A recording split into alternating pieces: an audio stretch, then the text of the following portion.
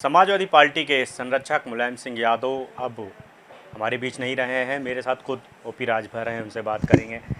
Sir, क्या कहेंगे जिस तरह से अब नेताजी अब हमारे बीच नहीं रहे?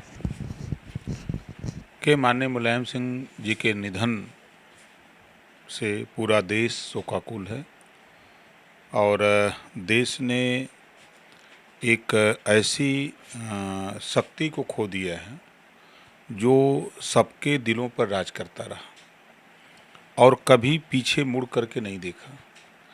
गरीब परिवार से निकले और सबको अपने साथ जोड़ते हुए 3 बार मुख्यमंत्री बनना, रक्षा मंत्री केंद्र में बनना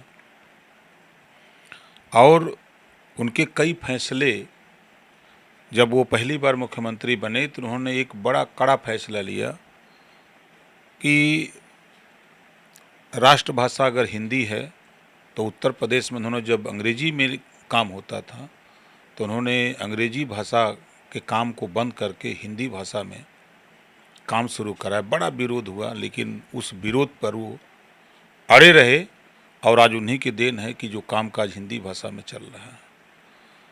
दूसरा, उनका फैसला रक्षा मंत्री के कार्यकाल में जो हमारे जवान शहीद होते हैं उनके पार्थिव शरीर ससम्मान घर पहुंचाना और ससम्मान उनकी अंत्येष्टि कराने का जो फैसला लिया नेताजी ने, ये देश के इतिहास में एक बहुत बड़ा फैसला है। नेताजी की एक बात हमें बार बार याद करती है कि जब हम उनसे मिले तो कई बार, जब मैं पार्टी बना के उनसे मिला तो एक बार ऐसे मुलाकात हुई तो उन्होंने पूछा क्या करते, हमने बताया तो उन्होंने मुझे सुझाव दिया, सलाह दिया कि देखो, गरीब, कमज़ोर, वंचित, पिछड़ी, दलित, इनके बीच में रहना, इनसे दूर मत हटना, इनके दुख में सुख में एकदम खड़े रहना, जितना आपके पास सामर्थ्य है उस सामर्थ्य से खड़े रहना, कभी पीछे मुड़ के मत देखना और संघर्ष ही जीवन है।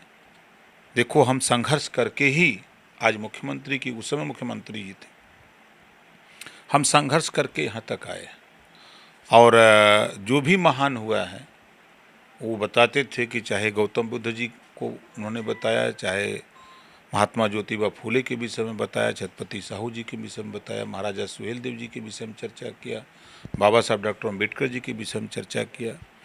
वो बताए कि लोग संघर्ष करके तब यहाँ तक लोग आए हैं, तो आप संघर्ष करो और संघर्ष करके मेहनत करो, समाज के बीच में रहो। ये बात उनकी हमको बराबर प्रेरणा देती रही है। उन्हीं की प्रेरणा को मैं अमली जामा पहनाते रहता हूँ।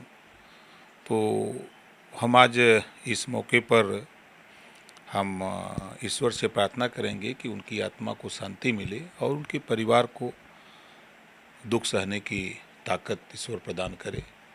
यही हमारी उनके लिए सच्ची श्रद्धांजलि होगी। कल सफाई में अंत्येष्टि होनी है, जो पार्थिव शरीर है वो सफाई के लिए रवाना हो चुका है। आप भी जाएंगे, शिरकत करेंगे? कल सुबह 7 बजे हम लोग यहाँ से सफाई के लिए रवाना होंगे। वहाँ जो अंत्येष्टि का कार्यक्रम है उसमें हम लोग भी जाकर के श्रद्धांजलि सभा में हिस्सा लेंगे। समाजवादी पार्टी के तमाम जो कार्यकर्ता हैं बहुत ही गमगीन हैं और अभी तमाम जो पार्टी के नेता हैं वो जुड़े हुए सभी कह रहे हैं कि अब मुलायम सिंह यादव की जो नीतियां हैं, जिस तरह से उन्होंने पार्टी को खड़ा किया, एक एक कार्यकर्ता, एक एक नेता से उनका जो जुड़ाव था वो दिली था। तो क्या लगता है कि अब इसी तरह से बढ़ना चाहिए पार्टी को? देखिए, राम मनोहर लोहिया जी के विचार को जिस तरह वो आगे बढ़ाए, तो आने वाले दिनों में बाबा साहब डॉक्टर अम्बेडकर, राम मनोहर लोहिया जी की तरह माननीय मुलायम सिंह जी याद किए जाएंगे। जब तक लोकतंत्र रहेगा तब तक माननीय मुलायम सिंह जी को लोग याद करेंगे। इनके आदर्शों से, इनके सोच से, इनके संघर्षों से सीख लेकर के ही लोग आगे बढ़ सकते हैं। 3 दिन का राजकीय शोक जो है वो भी घोषित किया गया है।